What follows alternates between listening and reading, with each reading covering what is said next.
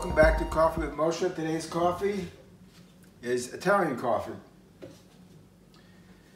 All right, just a little bit more about this book. This book, as one of my nieces pointed out, is like a personal biography woven in to the story of Israel. Meaning, in here I tell my story as a child growing up in Israel. I came here at the age of 6. I tell my personal story. So this is like a diary, looking back upon my life in Israel. But I weave into that the history of Israel from the days of Abraham throughout our own day until now.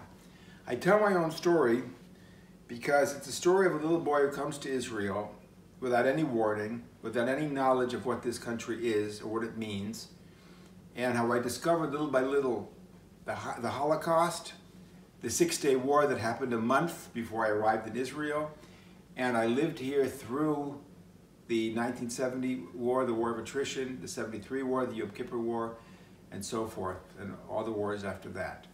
So I tell my story as a child growing up in Israel and discovering little by little through my own personal experience what it means to be a nation at war. I recall as a child sitting on the bus going to summer camp, which I didn't care for as a very shy child. And I'm on the bus going to summer camp in Petach Tikva, not far from where I lived.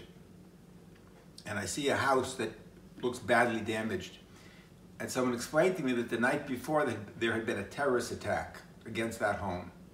That Arabs had broken in and slaughtered the Jewish people that lived there and so forth.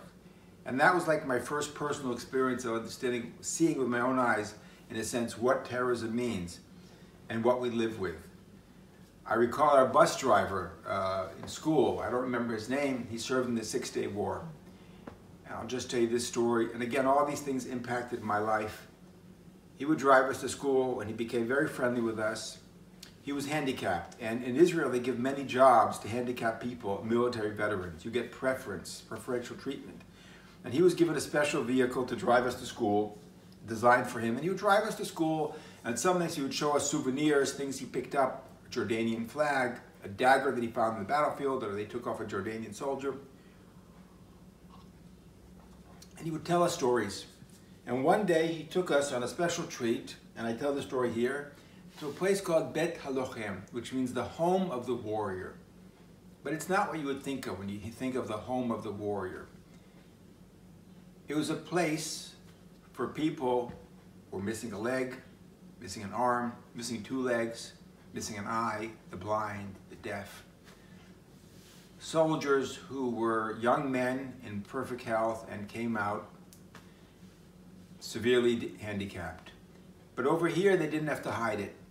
The blind didn't have to wear a patch over their eye. People they played basketball in their shorts, in wheelchairs, swimming with 1 arm or 1 leg. Over here, they didn't have to hide from society their blemishes. Here they were warriors. This was not called the handicap home. This was called the warrior's home. These men were warriors. They were respected as such. And here they could be themselves without feeling uncomfortable or awkward.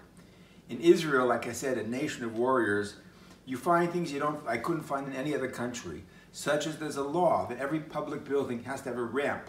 Why? Because if you served your country and you lost your legs, and now you're in a wheelchair, you have to have access to every public building. There will be a ramp, because you deserve it.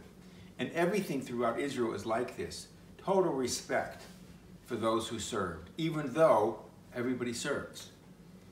But there's total respect for that. These are the things that I grew up. So this is the story of Israel from biblical times to our own times, and my own story. By the way, if anybody's interested in buying this book, you can buy it on Amazon, you can get it in Kindle, or you can buy an autographed copy directly from me. You can see it on our website, which hopefully will appear on the screen.